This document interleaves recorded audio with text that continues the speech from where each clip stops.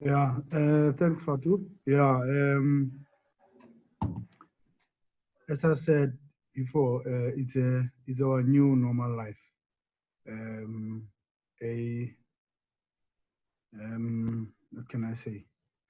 A a position that we have never ever been in our lifetime. You know, maybe in future we might be again be in the same position, but it's a strange position for football because nobody has been in this space before. How we deal with issues. So for me to tell you, we are ready. Um, we know what to do. We know how we're going to handle this. I am not brave enough to can say that. I've read a lot of interviews from coaches saying they are ready for everything. I don't know if you are ready, but I can tell you of what I know. What I know is,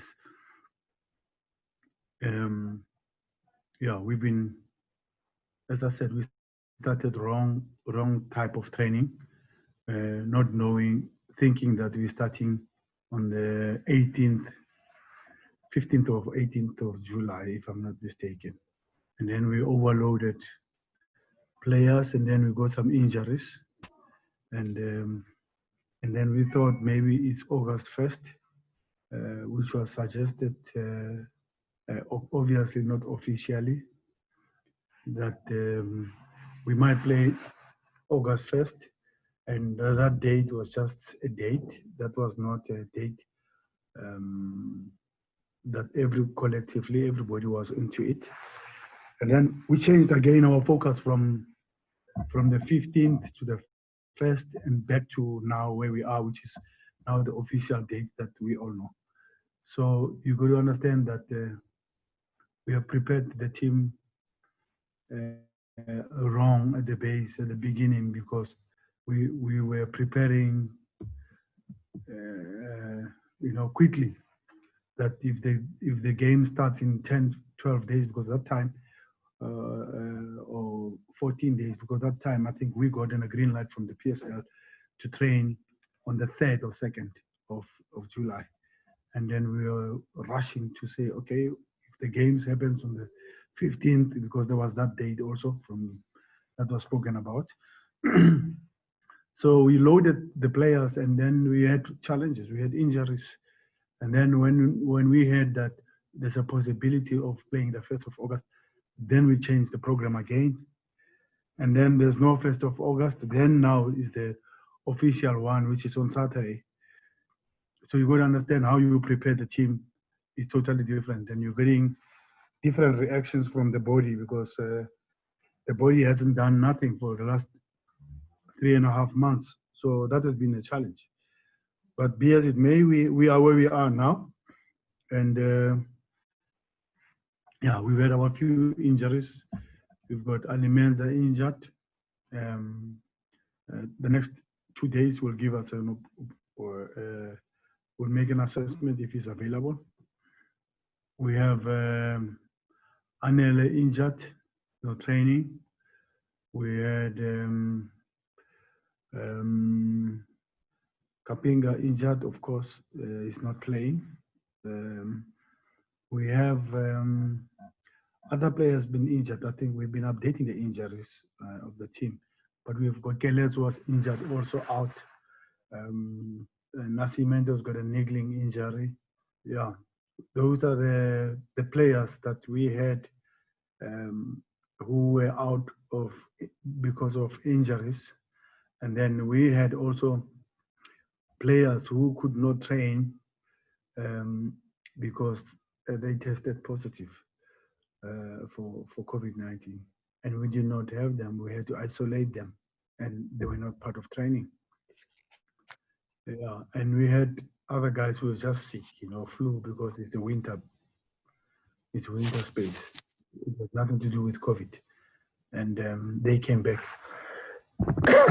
Yeah, and then we have Mauricio Stark also in Uruguay, Afonso. We are not able to get him. Um, we've got Tapelo still out injured. He's there, but we don't want to risk him. he can play. He's training with us. He's kicking, but it's very important to have him once, and you don't want him to go out and break down, and then you regret all the five, 4 months, 5 months that he's been gone through. So yeah, and we had Dennis with niggling injury also, and yeah, so far so good. We have that, but and I think it's normal for anybody or any team to be having such a long. I mean, I've been talking for about 3-4 minutes at this point in time, and I haven't let even ask you to ask me the next question. So I'm giving you updates and also training. Yeah, I mean, training in small groups, players, strange things.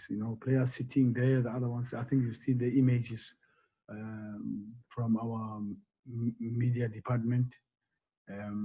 We have done only one video analysis, and also on the video analysis, it's also that social distancing, and you wait for a certain time because you can't be in a closed room.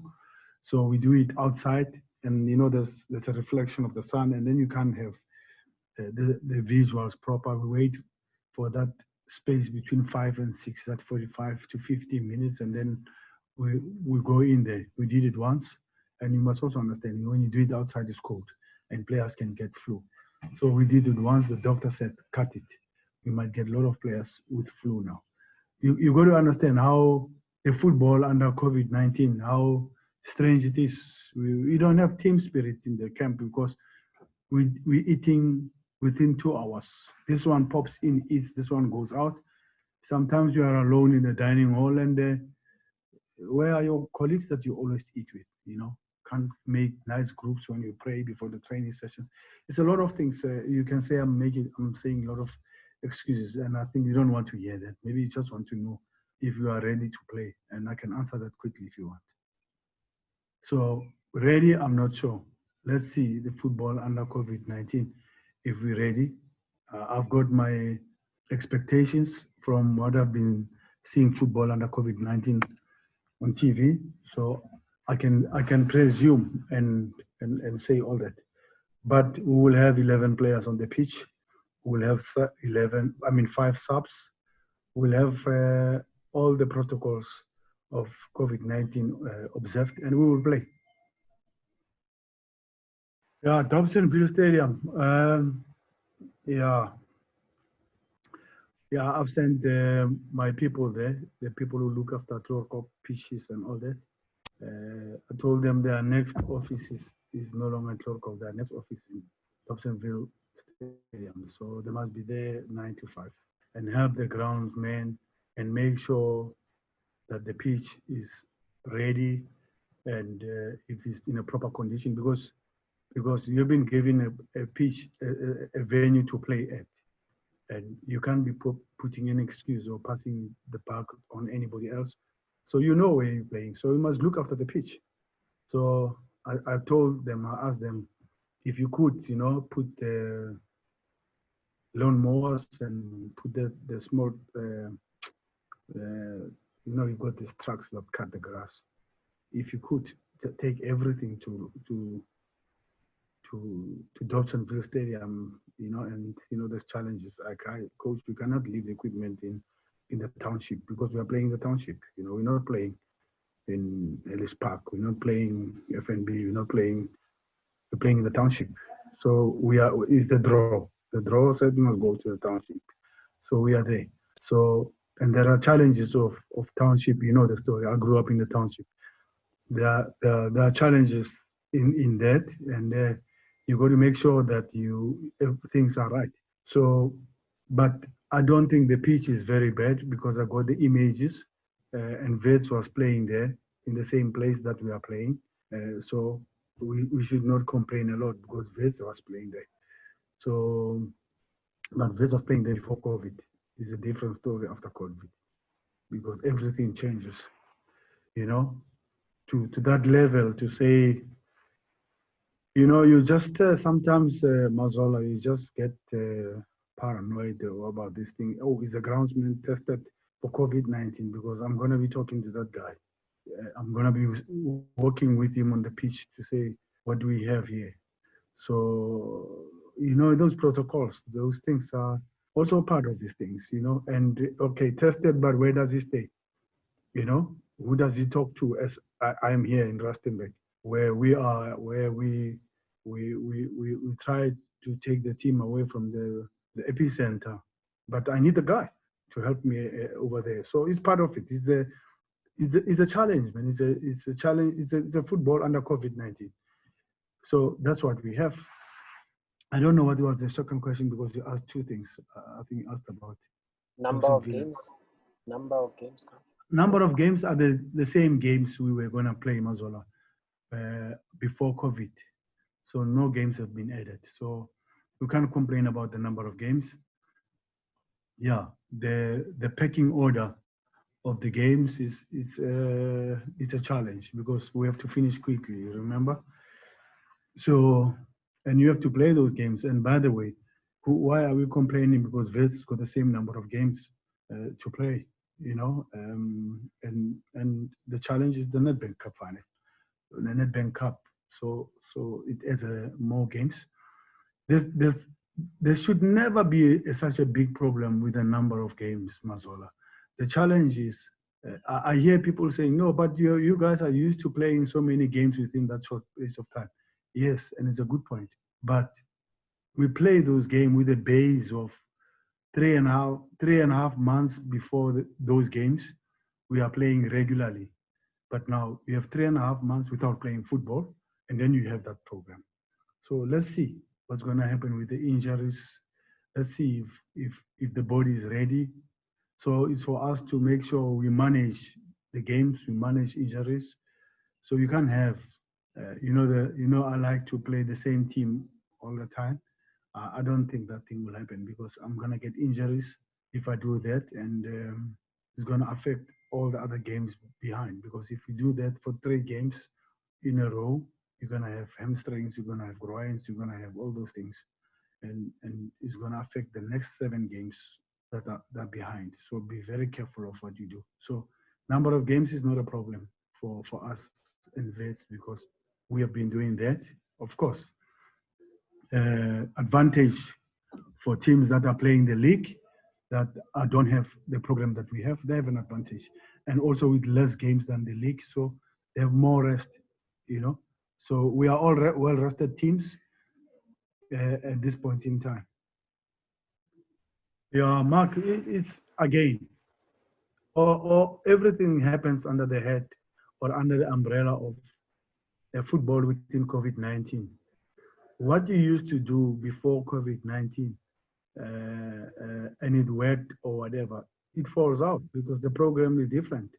Um, the body is totally different. The mind, I don't know about the mind because some players have different mentality about playing football under this space. I think you saw that even other players in Europe did not want to play. I mean, Conte, for example, of Mazzola's team, um, decided that he's not coming back until everything is right and everything is almost ready.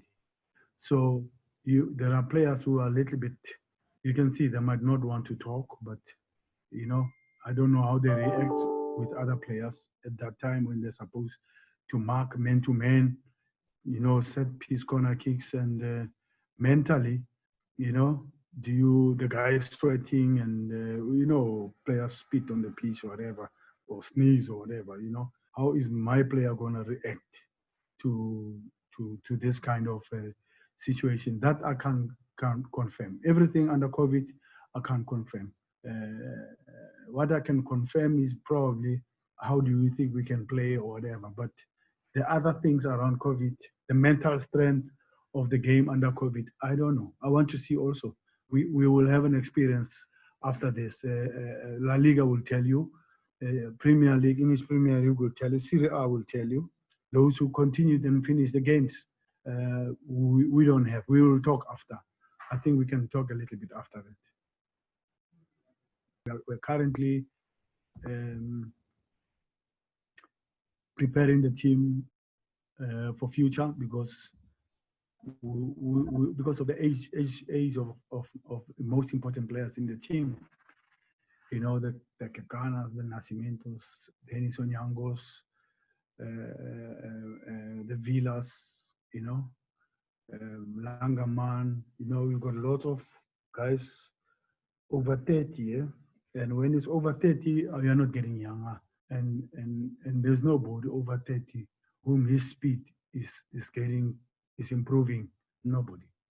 You are just declining, you know.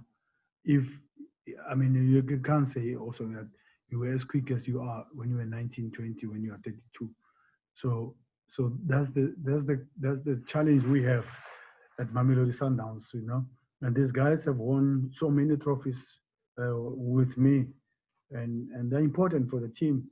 But what are you going to do when you can't work against time? When time is there, is there.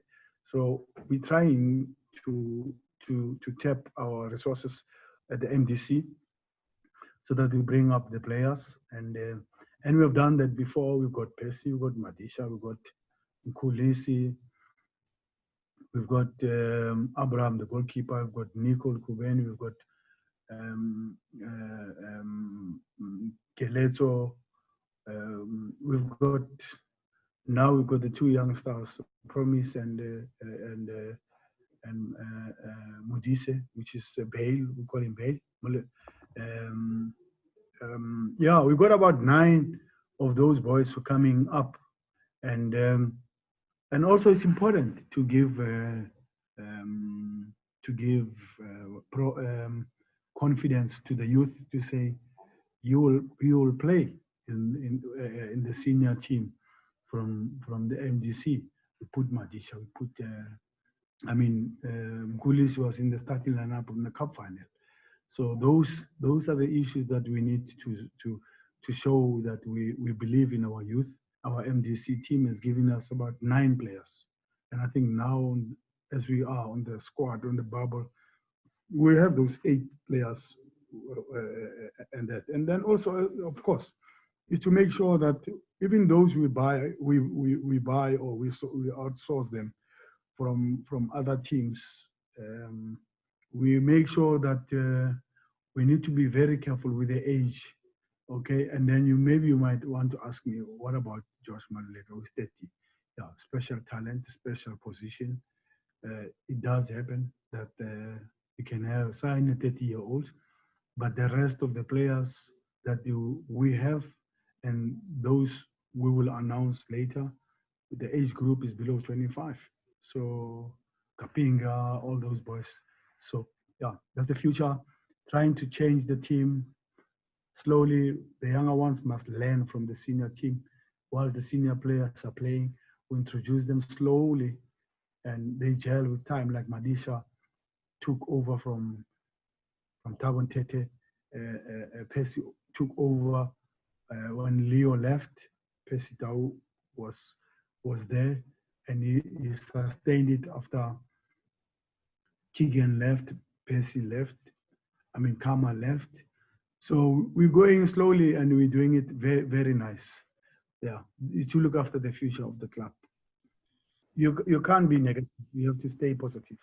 That the mood is good, because at the training, that's the only time I see the boys at training, and we explain the type of training sessions that we're gonna have on the Zoom. We have meetings every day on the Zoom on what we're training today, what we want to achieve. We try and make it as short as possible, because we don't talk a lot. The way I interact with my players is not the same anymore. We don't have meetings where we sit together and talk. We eat different times. You just pitch and eat and go to your room. Sometimes other players are getting their dish, and then they ask the waiters to send food to their rooms. So I can't talk about the mood. I don't see my players.